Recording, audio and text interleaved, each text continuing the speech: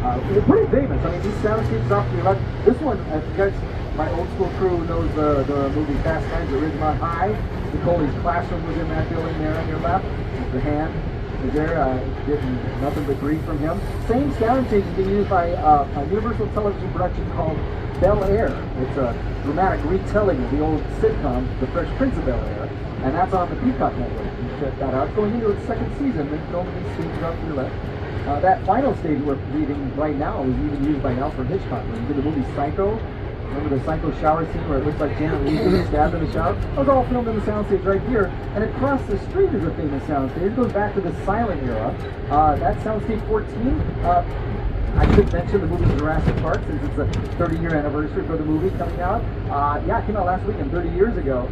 The scene in Jurassic Park where the kids are in a trike sleeping and they wake up in the morning and a brachiosaurus sneezes all over them. A very convincing outdoor sequence, completely filmed indoors inside of Soundstage 14.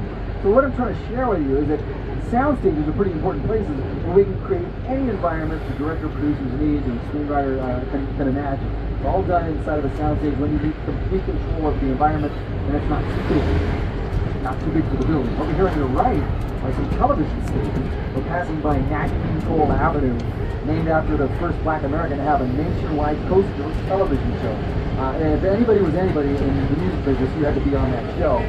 Didn't film here, but it was one of the most important shows we did back in the early days. Shows like The Jeffersons, Coach, Who's the Boss, never filmed it. No, they did. Who's the Boss did. But I just rambled right now. I was just thinking of the old television shows that I like. Got people waving at you, take a look. Like I told my crew earlier, if you see people here you think are familiar, take the picture first, ask questions later.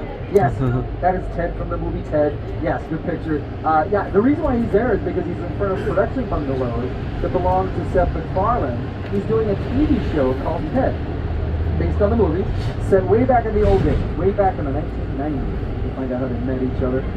These little buildings, they look like apartments, were actually daytime apartments for celebrities that worked here in the studio when they were under contract. People like Lucille Ball and Cary Grant and Mel Brooks and did I mention Lucille Ball? I was just forgetting because I was looking at these bungalows after that. Paul Newman and his wife Joanne Woodward had adjoining bungalows that are now used by Dwayne The Rock Johnson. Production company, $7 Productions. We've even got Alfred Hitchcock's old bungalow here on your left, number 5195. This is where Hitchcock worked on the script for the movie The Bird, and worked on the television series Alfred Hitchcock Presents, working out of his office here. So those are sort of old school, old style bungalows. Off to your left are more modern looking production offices. The TV show Lopez versus Lopez, George Lopez and daughter Maya, they work out of these offices here, which are kind of convenient because you've got production offices now that are built right up next to the soundstage where you might be working. So instead of having to worry about somebody knocking on your trailer door and walking you across the street into a soundstage, just do your work in the office, walk around the corner, boom, you're right in the soundstage. And working in these soundstages is pretty convenient because right across the street is the entire world. I hate to say this, it's one of those lines in Studio Rover, but at Universal Studios, we like to say, the entire world is right around the corner, and you're seeing it right now. Yeah, we just went from the front lot of the studio, where most production happens indoors inside of a soundstage, to the back lot of the studio, where the big stuff happens. When you need complete control over your environment. And I'm going to answer this because somebody asked me this yesterday. You go, I see you guys film in New York all the time because I live in New York, and you guys are always filming in my neighborhood. I know you guys go on location, New York, and all these places. And the answer is, of course we do. We absolutely will if it's convenient to do, if it's affordable to do. It works in terms of budget. But if you need complete control of the environment, it's really tough to go out in the middle of a major metropolitan city street area and just block it all off in the middle of rush hour and say, for the next week, we're going to have Transformers running up and down the street, filming battle sequences, right? So that's where the backlot comes in. And everything around you right now, and we'll come and get a more in-depth look at this place, but everything around you right now is used for when we need complete control of the environment, like the lighting, the weather, stunts, explosions, things like that. And the final scenes of the first Transformers movie, where the Decepticons are just running all through the streets and blowing up the buildings, right here where you're sitting right now. I have a picture of it. I'll show it to you later. But yeah, absolutely. And I'll just kind of run down a few different movies we're filmed out here because I'll tell you the how and the why we have all this stuff. You want to know what was filmed here, right? Who's famous? Right about where you're sitting right now, there was some sequences for the first Spider-Man movie, Tobey Maguire. Yeah, there's two scenes in particular. One, correct me if I'm wrong, because I'm often wrong, and I need you to help me with it. So, which one of those Spider-Man movies had Doc Ock? With the big, it was the second one, right? Okay, so the first one, when Tobey Maguire has to go to the opera house, he goes to the theater, and he wants to see his girlfriend performing in a show. He gets there late, and he won't let him in. It's this little theater coming up on your left-hand side. And he has to wait across the street, which is right across the street. But if you look across the street, from the other Spider-Man movie, you'll see this black building, the black frame building, could be a cafe. That's where Tobey Maguire was having a conversation with Doc Ock, takes a whole automobile and goes right to the front of the diner. Yeah. So this is some pretty important area. You wouldn't recognize it from movie to movie because of this, and I've got to get this to you now so it all makes sense as we go along. Because of one simple trick. Somebody says, if you've been filming movies out here for 108 years, you've done over 8,000 movies and countless television shows, how come I don't recognize this stuff every time I see it on TV? It's been around, it's been used a lot. There's two reasons. Number one is we're doing a magic trick, and you're part of the magic trick. You buy into the whole idea that if you tell me a good story, you make it a believable scenario, and I'll be in. I'm going to watch it, and I'll get into the stories, I'll cry for the characters. You're there. So you're willfully suspending your disbelief, right? So you're part of that magic trick. The other part of the trick, which is incredibly powerful, is called the establishing shot. You guys know what the establishing shot is? We'll just show you a little film clip or a photograph of some place we want you to believe we're visiting, right? So if I want you to believe this is New York, what's the first thing I show you? Statue of Liberty, right? Yeah, Empire State Building, something that's iconic if you think about with New York. And then we cut the scenes filmed here on the back lot of the studio, you make that mental connection, and it must work. And that's how we go through every movie. And sometimes, we don't have a lot of money to go out and film a little sequence, a little film clip for you. We'll just show a photograph, and if a photograph's too much money or too inconvenient, and you've seen this a lot, sometimes we'll just put on the screen, New York, 1935, right? Yeah. And then you're like, okay, they must be in New York, right? Because they're shooting in an area I probably don't know. And we can do it even more ham-fisted without even putting it on the screen. We just write it into the script and have a couple actors stand there going, oh, sure, it's cold in New York in 1935. It's heavy-handed, but they'll do it. And you'll watch for this, and you'll hear this as you pay a little bit more attention to movies and TV shows. But the reason I share that with you is because everything that we're going to show you today is only believable if you suspend your disbelief and say, yeah, I'll watch the show and get into it, I'll believe what you show me. And two, if we show you an establishing shot or something, and you've seen it even on TV shows like Friends, Seinfeld, they always cut to a building and then they zoom into the window and then they cut into the office or the apartment that they're in. You're like, well, it must be in that building. It's really a sound stage on the front lawn of some studio somewhere. And as we leave, we're gonna go up this hillside and get a nice view of New York Street off to the left. We'll get more views of it and we'll walk around if we can today. But I like to take the last look at it because it was being used by Francis Ford Coppola in the movie Bram Stoker's Dracula. This is London at the turn of the century. When you think about all these directors that we've worked with over the years, from Hitchcock, Steven Spielberg, he's a big shot here on the line. But when Universal wanted to bring its biggest movie star back to the silver screen, there's only one director that could go to that, and that was Mr. Peter Jackson. And if I can hit the right buttons right now, I'll show you Peter Jackson, tell you a little bit about it. It's the original King Kong that made me want to direct movies. I saw that movie on TV when I was about 8 or 9 years old, and I wanted to become a filmmaker. I like films that just take you away from your life and comedy. So this is that movie, King Kong. When you're looking at scale model miniatures, yeah, they look fantastic. These little model miniatures. Get inside, stand by them. You don't want to leave up inside the car. Probably a good idea to bring it inside. And you don't need to wear those things like to get there.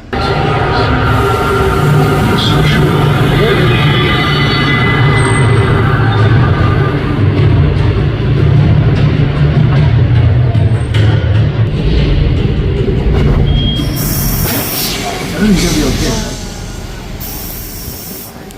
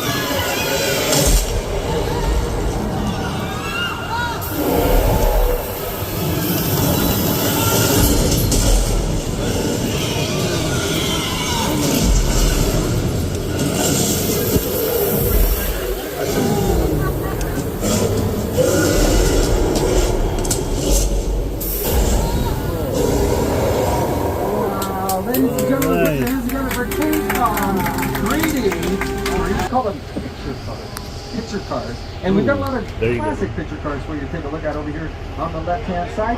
Yeah, you're looking at the yellow Deuce Coupe from George Lucas's first movie, American Graffiti. Biff Cannon's black convertible sedan from Back to the Future, Back to the Future 2. There's the Beatles from Back to the Future 2. These are what we call practical picture cars. You can actually get in there and fly them around. But these prehistoric vehicles from the Flintstones, these are not practical. You have to actually have those pushed onto the set or pulled onto the set.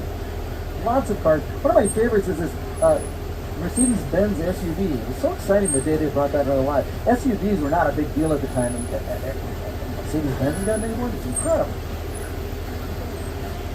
Now, if you're a fan of Jordan Peele's movies like Us and Nope, you recognize those vehicles. The military vehicle that looks like a tank, the Bradley Infantry Fighting Vehicle, I don't know what that thing's called. Bradley Infantry Fighting Vehicle. I'm going to get it right at one some point. I've only been here like 30 years. That's actually mostly made out of pressed plywood, fiberglass, and aluminum. Yeah, tanks exist. Why in the heck would we go through the trouble to make one out of plywood? Yeah, because getting a tank from the U.S. government costs a lot of money. You got to get a whole crew and a lot of permission, and they're really hard to destroy, believe it or not. So if you're doing a battle sequence, you're going to need something that'll rip apart pretty easily. So you think look at that thing, even me, all this time staring at that thing, all those panels on the side look like heavy-duty bolts and rivets. It's all done by the art department. Absolutely effective, yeah. Really good stuff. Off to the right, you'll take a glimpse coming up of the Jeep. This is from the original Jurassic Park. Yeah, we might as well keep talking about Jurassic Park stuff while we're out here. Look at that one. When John Hammond was inside. Speaking of John Hammond, we'll let him welcome you to this part of the back lot of the studio. Welcome to Jurassic Park. There you go. You're surrounded right now by a lot of props and set pieces from the original movie. Yeah, Triceratops cage on your left, the crushed truck, and then the mobile lab that was used in the Lost World Jurassic Park in 1987. Yeah, that is a replica of one that they used in the movie. They used two different ones. This one's mostly made out of lightweight plywood and fiberglass so they could make it look like a dinosaur push it off the. Speaking of dinosaurs, holy cow, they're all around you. Wait, what the? Oh!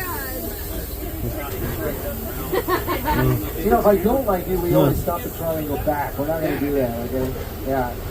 Yeah, I know, you're fine. He's not going to split. I know, right? Can you imagine if it did? How much trouble it would be on him? I know. Keep your hands up. As we go down this area, I'll show you this sequence as we pass that mobile lab. Take a look at this. I think you'll recognize what the vehicle we just passed. This is the sequence that was used in the movie. And of course, when dinosaurs attack, it's always going to happen at night, right? With the lightning function. It's going to happen in the rain. And you notice how that T-Rex was shoving it off the cliffside there. Really amazing example of movie magic, because that wasn't the side of a cliff at all. It was actually a decorated side of one of our parking garages here at the studio. Because it's a lot safer to put all the cranes and the winches that you need up on the top deck of the parking garage. And then you can lower that mock-up of the SUV off to the side, and on the side of the parking garage where it's normally open on the side, we just sculpted that with styrofoam and lots of paint and some vines, and it was very convincing, much like the tree stumps that you see on both sides of you. Well, most of these very convincing, but if you look carefully, you might notice they're made out of styrofoam, foam rubber, hand sculpted. Yeah, and of course, whenever you have something bad in the movies happen, it's usually, like I said, happening at night or in the rain, right? The rain comes down. Or love scenes too. You ever had a passionate kiss in the rain? No, because it's horrible. It's terrible. But in the movies, it just looks fantastic. We'll show you how that comes together right now. As we head to Old Mexico, we'll show you how we create a rainstorm. The 7-year-old me is just loving this, because this is the thing I saw when I was 7 years old, and this is one to get in or around the movie business, making it interested in it. We're going to have strobe lights flashing, the flash of the lightning. Speakers on top of the buildings will create that illusion of the storm. Of course, if you're not recording the dialogue of the actors, it's common to play sound effects so the actors get into the mood. Sprinklers up on the trees and on top of the building. Pretty very convincing rainstorm, like even on a dry day like today. So get some good shots of it now. We won't stay very long. you know, Southern California, even in a fake rainstorm, it won't stay very long because if you get trapped in the mud, then I got to get you guys out to push, and a lot of paperwork to do later. So, just get some shots now. We don't want to stay here because if a flash flood happens, it's all too late, right? Flash flood, like the one you see at the top of the hill on your left. I know, they look so innocent until they hit.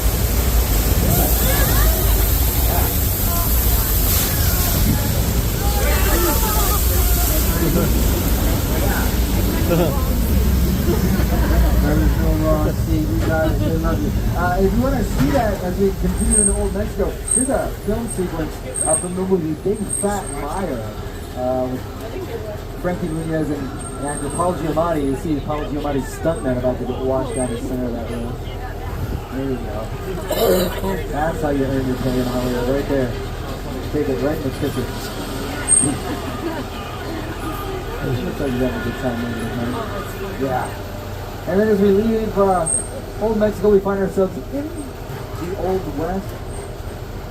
One of the more historic parts of the back lot of the studio. It goes back to the silent days when we weren't recording sound for the movie. We could have a different movie filmed at every one of these streets out here at the same time. You have 6 or 7 movies all filming at the same time. Directors screaming through the bullhorns, telling the actors to move this way, move that way, because we weren't recording sound. But it still gets used, even though it's very, very old. Quentin Tarantino's last big movie, Once Upon a Time in Hollywood, about a third of that movie takes place at a movie studio on the old Western sets of an old TV show. You're on it. Yeah, about a third of that movie was filmed right here on this part of the back lot of the studio. Yeah, almost every famous American Western movie star you can think of has walked these streets over here, from Clint Eastwood to John Wayne and Jimmy Stewart to Kirk Douglas, all of them. And as we leave the Old West, we'll find ourselves passing a small lagoon off to the left, which, believe it or not, was all the Black Lagoon, the original creature from the Black Lagoon ever saw back in 1953 when that movie was made. 1973, 1999, one of them. It's on the internet. You want to switch on? Yes. All right, yeah. Take us into Europe, will you? Guys, we're going into Europe. Thank you, Al. Yeah. I'm going to grab a bottle of water. You guys want one? All right.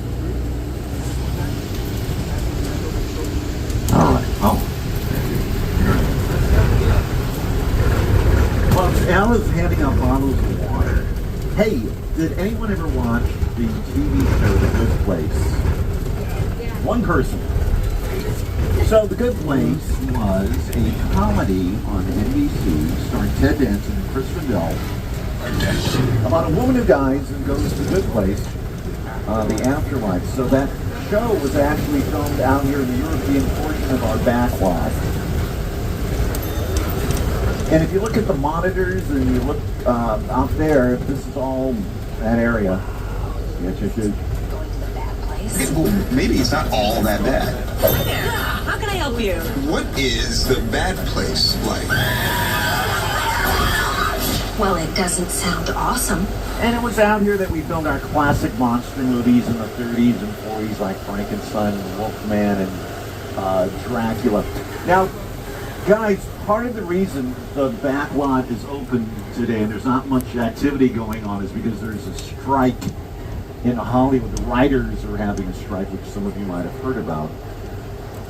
Consequently, not a lot of filming going on. And you'll see a lot of bands parked out here. So normally when they're filming, what they're doing all day long, they're shooting on the front lot inside of the sound stages. They're shooting on the back lot in front of the phony buildings, and these bands are ferrying the actors and crew back and forth from the front lot to the back lot all day long.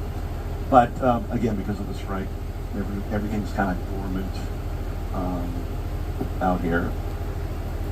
By the way, those of you who've been here before, maybe a long, long time ago, might remember that we had something out here called Earthquake.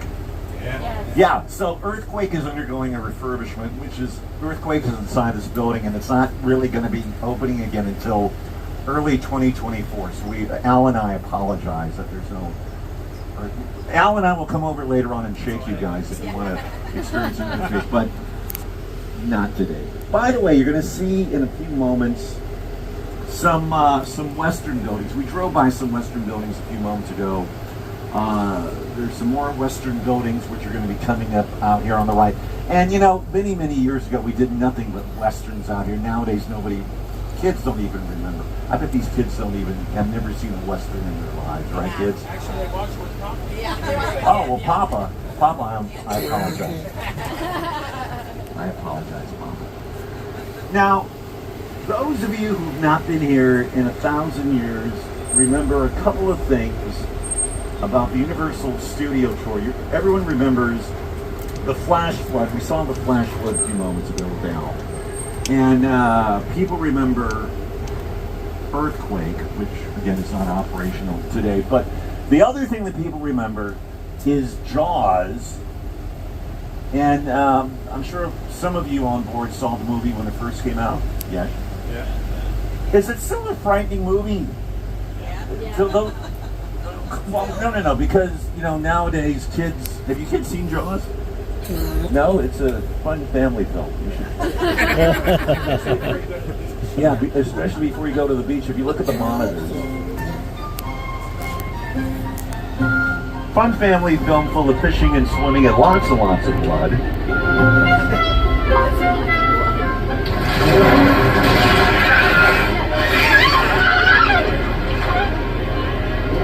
So the movie came out in 1975, and in 1976, Universal actually captured an actual great white shark, really expensive. And there's been a white shark out here since 1976. And it's for kids, it's a real great white shark, so not a mechanical shark. It's a real. This girl does not even believe what I'm saying. Which is so sad. Youth are so jaded. In a few moments, Jared is going to take us into the New England portion of our back lot. We might see Jaws. I can't guarantee he's actually going to come out, but it all depends how we feel. So we may or may. This could be somebody famous, by the way. As Al said, take photographs of everyone famous. It's that woman.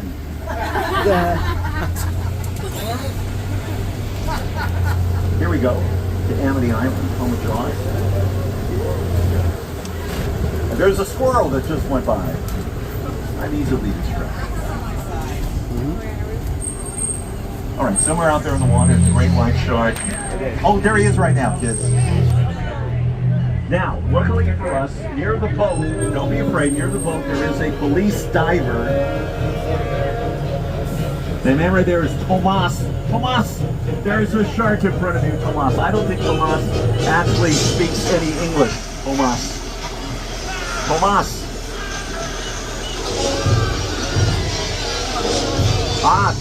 Tomas. Hey, Jared is going to hide us behind these drums of gasoline. Poor Tomas. Que lastima. I don't know where the shark from Jaws is. Kids, you know the shark is flying up the pier. Guys, that is gasoline coming out of that nozzle back there. Alright, now in Hollywood we call this fire. Where the heck is the shark? Oh, there's the shark from Jaws.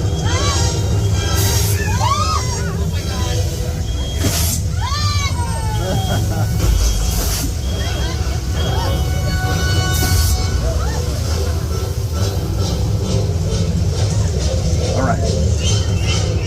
Folks, I want to see if you are paying attention back there. Listen, just now, how many times did the shark spit? 3. No.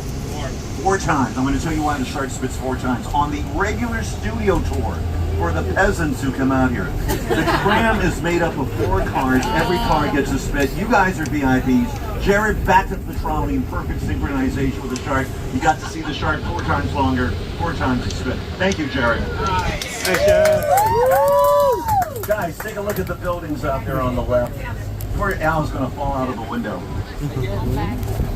Look at those buildings and look at the monitors, because in addition to Amity Island, that used to be Cabot Cove, Maine out there, you would see those buildings at the beginning of every episode of Murder, She Wrote, from like 40 years ago with the late great Angela Lansbury. Yes.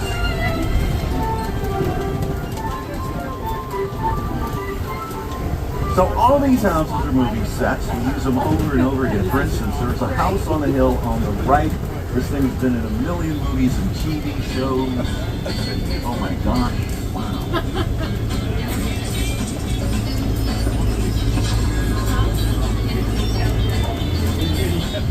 Kids, did you watch Murder, She Wrote? Did you watch something? No, I don't know what that is.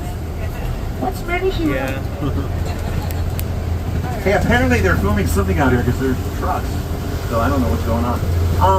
Universal's a couple of 100 acres huge. Folks, we are so massive. We are the only studio in the world to have what we're now driving through, our own forest. Some of you might remember a few years ago on Netflix a movie by the name of Bird Box with Sandra Bullock. There is a scene in Bird Box where Sandra Bullock and her two young children are blindfolded and they're rummaging through a forest that was partially filmed out here. Something else out here are a few more picture cars. And this time the car is going to be popping on the right, and everyone goes crazy over Mr. Bean's Mini Cooper from Mr. Bean's Holiday, which is parked next to Austin Powers' That's so Mini Cooper, which is parked next to Bumblebee, which is parked next to the police car Barricade. And if you look on the back, it says to punish and enslave, because Barricade is an evil Decepticon. There is a Duesenberg out here from the movie The Mummy with Brendan Fraser. And most of the Fast and the Furious cars are up in the theme park in that little area that you might have seen today. There is actually one lonely Fast and the Furious car that they didn't bother. The Fast and the Furious cars used to be parked out here, and for promotional reasons they put it up in the theme park to promote Furious X or Furious 10. But they didn't have room for one of the Fast and the Furious cars, which, if you read the license plate, is from Furious 7, right there. Now the cars are parked behind an ordinary building off to the right. This building happens to be the infamous Bates Motel from Psycho, which I'm sure the kids Your favorite. Bates Motel, run by Norman Bates. I think we. What is this? Oh, look. Is that Norman Bates? It can't be. I thought he was dead. What the heck? So this is the Bates Motel from the... That was Norman Bates. Oh, what is this? Children, don't look. Yeah, don't look. Hey, Jared, we should get out of here. We have, it's Jensen's birthday. It's Jameson's birthday. Is he looking at us right now, Jameson? Oh my gosh, what the heck? He's looking at you.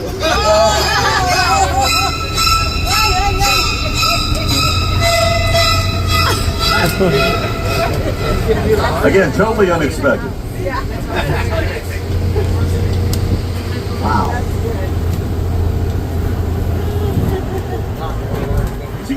Is he still looking at us?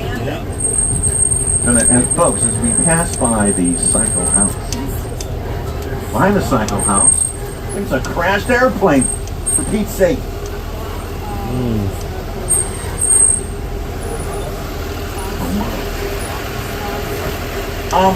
Is there anyone on board who has never taken the studio tour before, the VIP tour, who knows where this airplane comes from? If you can tell me what movie this comes from, Al and I will be very, very impressed. War of the Worlds. Oh, you guys are smart. This is the Steven Spielberg directed, Tom Cruise starring movie War of the Worlds, which actually looks kind of something like this.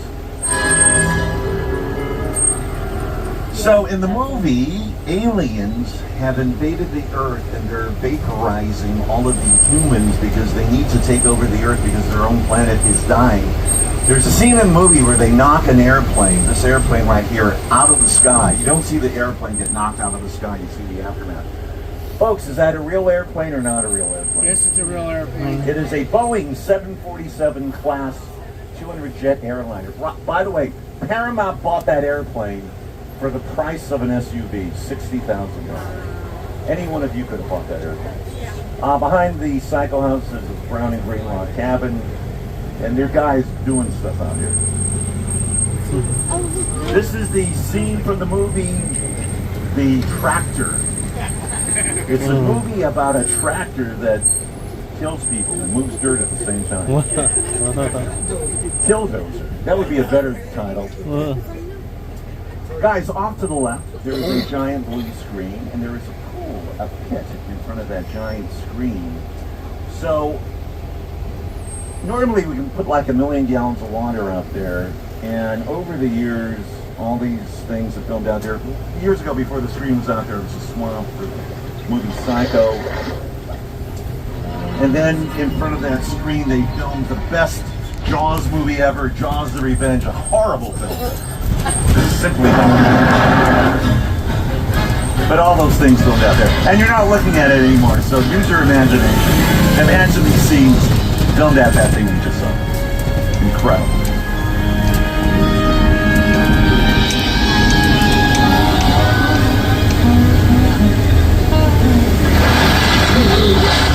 But a famous film that's shot in front of that giant screen when it was full of water, if anyone saw The Truman Show, which was not a Universal TV show. The ending of The Truman Show was filmed out there. So, again, a lot of movies and TV shows which are not Universal films.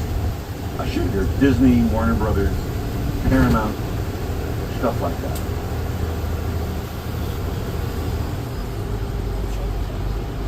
Are we going, which way are we going there, Jeff? We're going that way. We're actually entering the water. Although, I don't know if it's actually 1 million or they just said, tell the guests it's 1 million, because 1 million sounds good. So, yeah, it's a good round number. By the way, if anyone saw the movie, you know. Yeah. Normally we drive through one of the sets from the film, which we can't today because they're doing Killdozer around there. But if you remember the movie Nope, you might remember at the end of the film that giant balloon guy out there plays a very important part in the film. If you don't know what Nope is, it's a Jordan Peele science fiction horror mystery movie. And in the movie there is a amusement park, which is actually this amusement park out here, and it's terrorized by a giant flying thing. And that is the actual set from the film, and that giant balloon guy. I hate to be cute about this, but I don't want to give away any spoilers. Unless you guys want to know what the movie's about, and I can spoil the entire film for you. You want to? No? No, huh? So in the movie, a giant flying creature is like hovering over an amusement park in the middle of the desert. And it eats two things. It eats horses and it eats people. And it sucks them up and consumes them. And it doesn't like electricity. No, it sucks up electricity. So they use these giant balloon guys. When the balloon guys deflate, that means the creature is nearby. It cannot eat plastic. So this, I'm going to give you the ending of the film. If you don't want to hear this, just do this. They release giant balloon guy. It goes up into the air. Creature tries to eat it, and it explodes. I just gave you away the entire plot of the film, but you should watch the film anyway, even though I just gave away the plot. You're all going to watch it, right? No, no one's going to watch it. No, we're watching this. No, I don't believe you. I don't believe you. It's good, but it's confusing. It's confusing. My explanation was confusing. Well, no, now you. It's my first now I day. understand what happened. Oh, did you see it? Oh, you No, didn't we understand watched it. it. Oh, We you didn't understand it? What happened? No. Very back of the trolley, which is why Josh is back. Josh, you're a good man. A good-looking man, too. So, we're going to... All right, as I said, this garage is a well-known street racer parking hangout. This is where all the racers hang out. I do believe, if I'm not mistaken, they are actually having a party next door at Racer Course. They told us to come in here, stop the trolley, and then someone is going to come out here and talk to us. I believe that someone, it's hard to see in the dark. His name is Rowan Pierce. And he's going to come out here and he's going to talk to us. I don't know where Rowan Pierce is. Where is Rowan Pierce? Here he is, right here. Hey, you! They just got here. All right, I got it. Well, listen, hello, beautiful people, particularly you right there missing the third row. How you doing? You good? My name is Roman Pierce. Nice to meet you. a while. So we brought you in our secret spot. We're having a few friends over. It's a little messy, but it's all good. The more the merrier. Especially you right there in that third row. So look, see over there? That's Hobbs' urban assault vehicle. The best truck the U.S. government can buy. That work of art back over there is made by my man Tej. Think of it as like a Mona Lisa on wheels. So did you break it down to them? What's that? You had one job to do, Roman, one. Alright, look guys, we're gonna keep Shaw from finding you, but to keep you safe, we need your help. We don't want the syndicate tracking us here, so put away your cameras and turn off your cell phones. To expose the film, these old cameras. So just do it outside. The bright light you get is the sunlight. But after a while, you're filming scenes out on a wooden platform. You're filming a set that looks like a living room or a dining room or a bedroom. You watch those old movies, silent movies, watch those silent movies from like the teens, early 20s. And when you're looking at a bedroom scene or a dining room scene, look at the curtains. See if the curtains are only a little bit better reasonable. Sometimes candles blow right up in the middle of the shot. So they decided they need to put walls around the set. One room that control over the weather, so they just put a roof on it, made out of glass, still get that good sunlight. So once they started developing different films, you need more light, they invented lights that could hang up while the glass roof wasn't going to work, so they kind of felt basically a big barn. Tons of lights in there. And the lights back in those days were really bright and powerful, and put off a lot of UV light. They were giving people sunburns, they burned the retinas of the eyes. That's why you see actors back in the old days always have shades on. They were shading their eyes between scenes so they wouldn't burn their eyes. Didn't come outside like that. And then we invented sound. We had to soundproof these buildings where you go inside and do the filming. We'll show you what they look like now.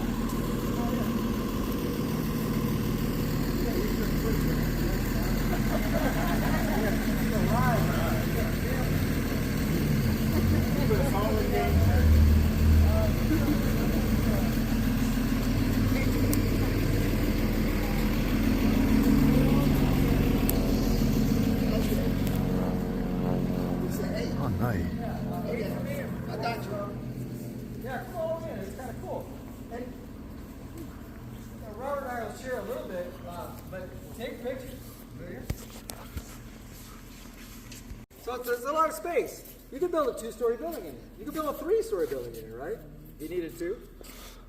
And you can hear the motor outside, but we'll go into the next room and show you how good it gets at controlling the sound, even with the door open.